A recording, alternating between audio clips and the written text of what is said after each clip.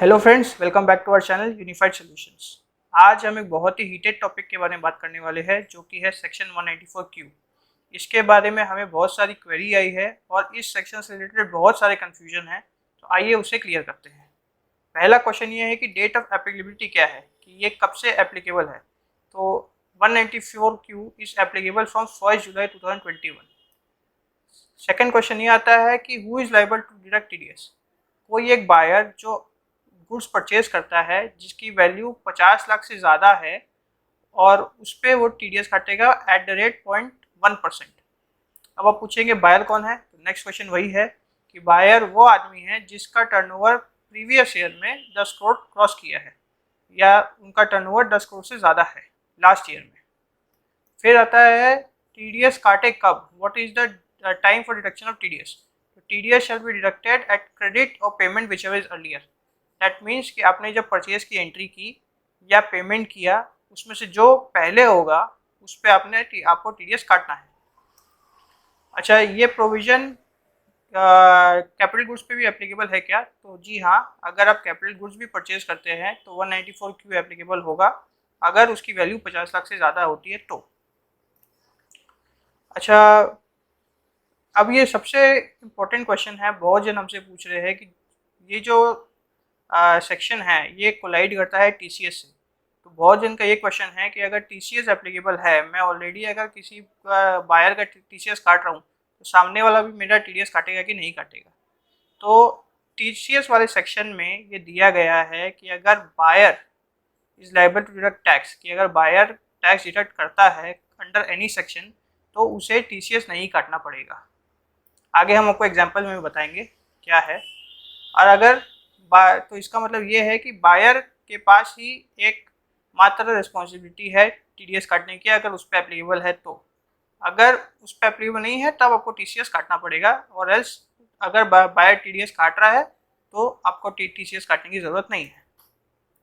अब आते हैं हम difference between TDS and TCS. ये एक बहुत इंपॉर्टेंट है और इसे मैंने बहुत ही शॉर्ट में किया है, आप इसे ज़रूर देखें। तो बेसिक डिस्टिंक्शन ये है कि कौन लाइबल है। तो टीडीएस 194Q में बायर लाइबल है टीडीएस काटने के लिए, और टीसीएस सेक्शन 2061H में सेलर लाइबल है।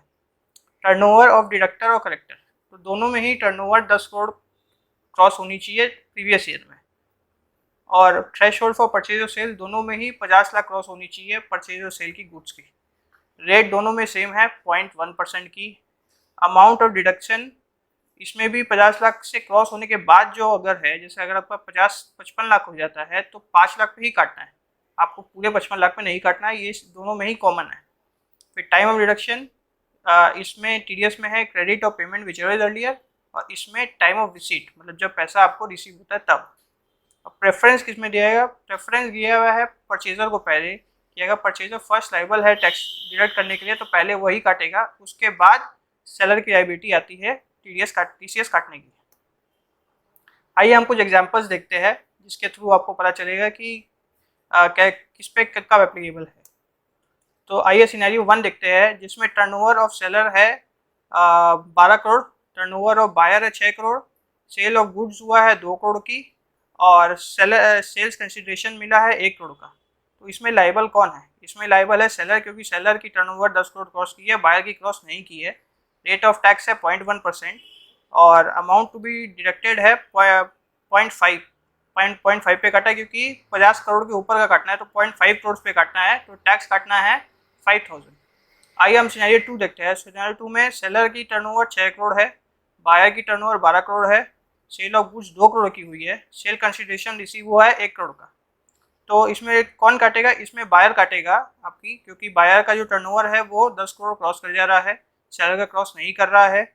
और अमाउंट डिडक्टेड कितना करना होगा? अमाउंट डिडक्ट करना होगा सेल ऑफ गुड्स पे 2 करोड़ पे, जबकि उसमें खाली 50 लाख डिडक्ट करके 1.5 करोड़ पे कटेगा, और टोटल अमाउंट कटेगा 15,000।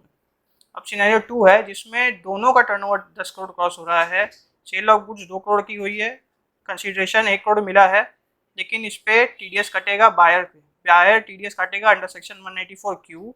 अमाउंट जो डिडक्ट होगा वो 1.5 करोड़ पे होगा, और टैक्स जो कलेक्शन होगा वो 15,000 रुपये होगा। आई होप इस एग्जाम्पल से आपको एकदम इजीली क्लियर हो जाएगा कि कब TDS काटना है और कब TCS काटना है। ये एक बहुत ही सरल एग्जांपल मैंने दिया है। इसके अलावा आपको और कोई भी क्वेरी हो, कोई भी सजेशन देना हो, तो आप प्लीज़ हमें हमारे व्हाट्सएप नंबर पे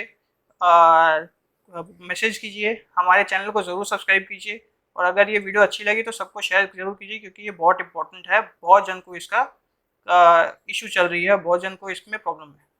थैंक यू।